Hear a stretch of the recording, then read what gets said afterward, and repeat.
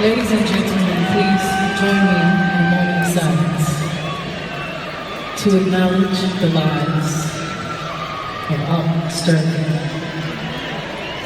and Philando Castile.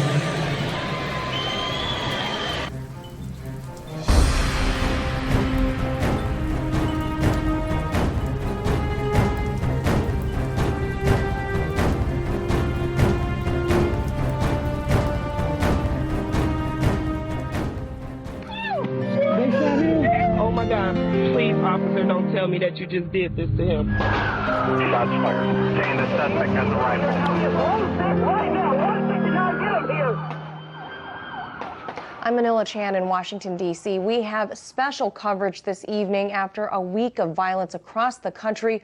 First, an incredible scene in Dallas, Texas last night as the downtown metro area became a war zone. Peaceful Black Lives Matter activists were marching through the streets alongside Dallas police and transit authority when semi-automatic gunfire rang out. The melee caught on multiple cell phone cameras, which resulted in the deaths of 5 police officers and a standoff with a lone gunman who was eventually killed by police explosives. This morning was apparently the first time that police in this country have rigged a robot with a bomb to kill a suspect. Dallas police say they used a bomb disposal robot to take out the suspected shooter Micah Johnson last night. It delivered a small amount of the explosive C4, typically used by SWAT teams to breach or blow open a door. Chief David Brown. Negotiations broke down. We had an exchange of gunfire with the suspect. We saw no other option. It's a tactic used extremely rarely by the military and likely for the first time by U.S. law enforcement.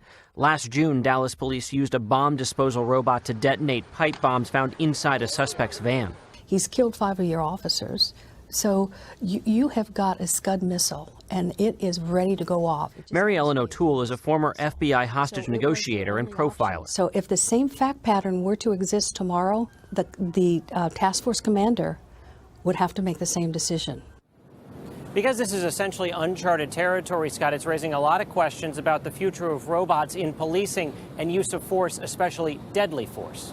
Police officers are understandably on guard all over the country now. Jerika Duncan has more on that.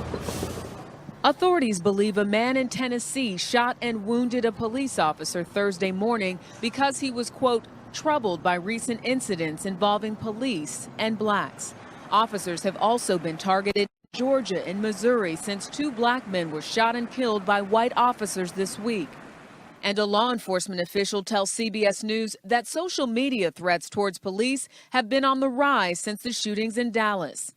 Taking defensive measures, departments in several major cities, including New York, Los Angeles, Philadelphia, Boston, Washington, and Vegas, are mandating officers patrol in pairs. Susan Saunders has heard strange explosions near her Alhambra home in California day and night since February.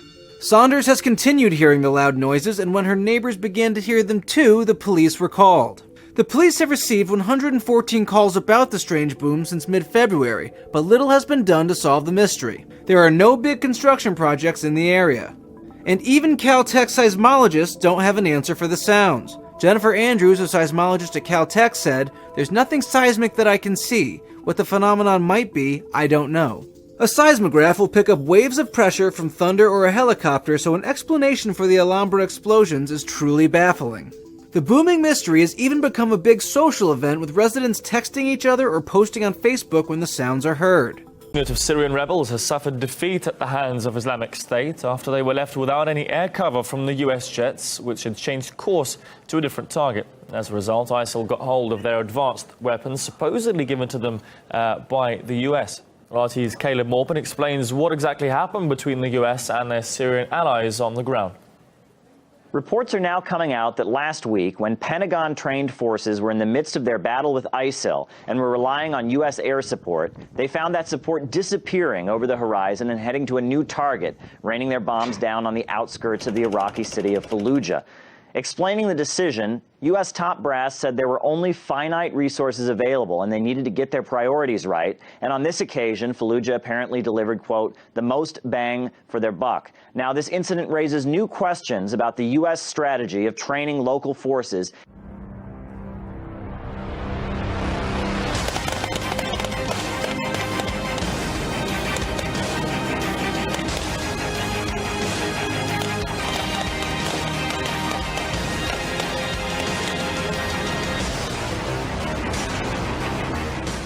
Now, Washington has refused to acknowledge that the incident was even a defeat, even though it resulted in the death of U.S.-trained fighters and advanced weaponry has now fallen into the hands of the ISIL terrorists. Well, I'll tell you, it's not an overwhelming defeat because the new Syrian army is still in the fight. They're still partnered with us. We're still providing them support. And whenever they go conduct another operation, you know, we'll be sure to let you know. Smoke partially obscures the dome of the shrine dedicated to a 12th century Shiite religious figure. At its feet, crews help clear away rubble from a suicide attack Thursday night that killed dozens and injured scores more. Iraqi security forces say there were 3 men wearing suicide vests, but the manager of the shrine gives a slightly different account. They were 2 bombers wearing suicide vests. One of them blew himself up at the checkpoint and the other in the yard because the door of the shrine was closed.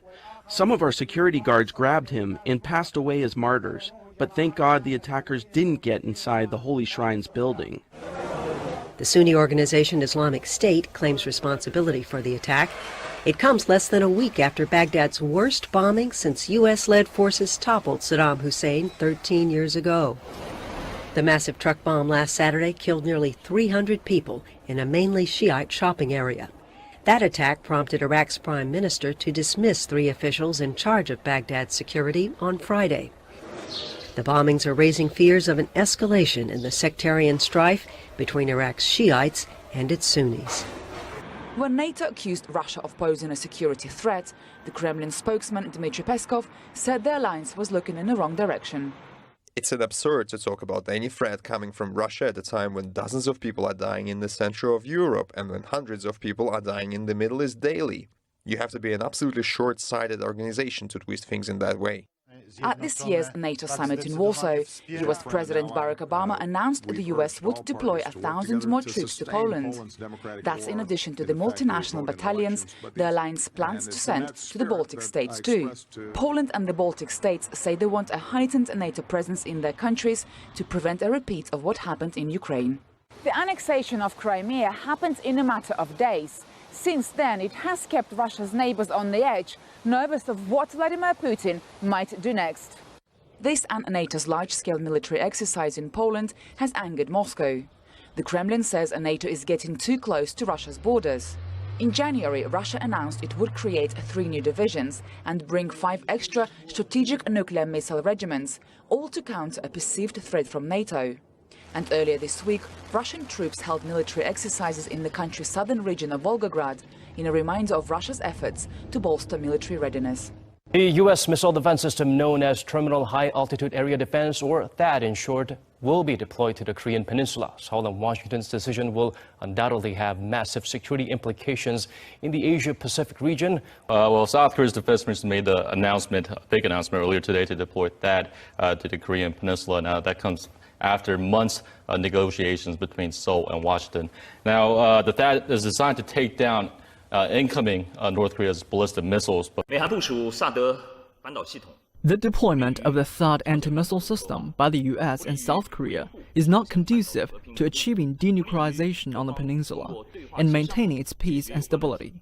We urge both the U.S. and South Korea to immediately stop the THAAD anti-missile system deployment process and not to take action to make the regional situation complicated and not to do things that harm China's strategic and security interests. Russia's Arms Committee at the Russian Federation Council issued the warning immediately after the country's foreign ministry stated that the U.S.-South Korea decision would have irreparable consequences. Russia also warned that the move undermines the established strategic balance in the region and beyond, and that it most negatively affects global strategic stability.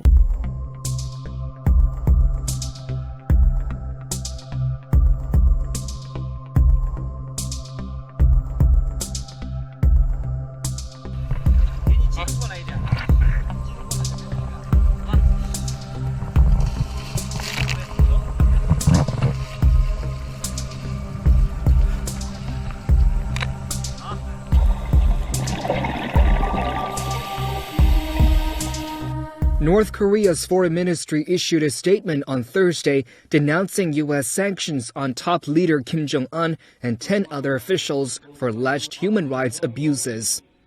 The statement said the U.S. move is the worst hostility and an open declaration of war against the country, adding that Pyongyang is planning its toughest response. Pyongyang also demanded Washington retract the sanctions immediately and unconditionally. The statement came one day after the U.S. Treasury announced the new sanctions covering 5 government entities as well. An international group is coming to the defense of a controversial Springfield pastor accused of crimes against humanity in a lawsuit. Scott Lively has said he believes homosexual acts should be considered a crime. Shortly after he preached his theories in Uganda, the country passed an anti-gay law causing widespread violence against the LGBT community there. An African human rights group filed a suit against Lively. But now, the Liberty Council, a group focused on ultra-conservative religious freedom, has filed a legal document demanding proof that ties Lively to that violence. Hold on to something! The actor playing Sulu in the upcoming Star Trek Beyond has revealed that the fan-favorite character is openly gay and married in the new film, this according to Australian media outlet The Herald Sun. Actor John Cho, who plays the role first made famous by George Takei in the 1966 Star Trek television series, told The Sun that his character is married to a man and shares a daughter with his partner. Cho said the film's scriptwriter and director decided to make the Enterprise helmsman gay to pay tribute to 79-year-old Takei, who is openly gay and married in real life. The announcement comes as Hollywood faces growing pressure to include more diversity in its blockbuster films. There's yet to be an openly gay superhero or action star leading a film franchise.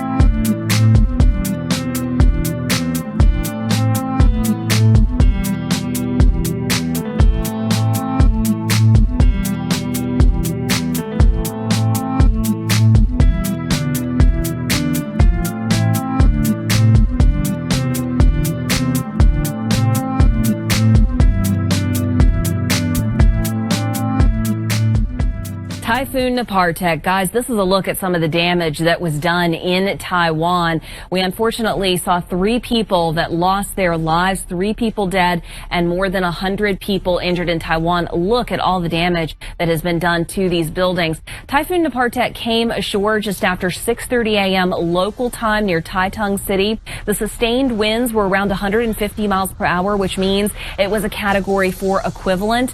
However, as it kept moving through Taiwan, the mountainous terrain there started to weaken it considerably. And just so you know, the typhoon was downgraded to a tropical storm on Friday. So the winds went down to around 70 miles per hour. But the concern is, okay, with this, the story is not over from here. It's obviously done its number on Taiwan. But the concern is that we've still got a lot of rainfall coming for portions of eastern China, considerable amounts of rain. And that could be very problematic as we go through the weekend.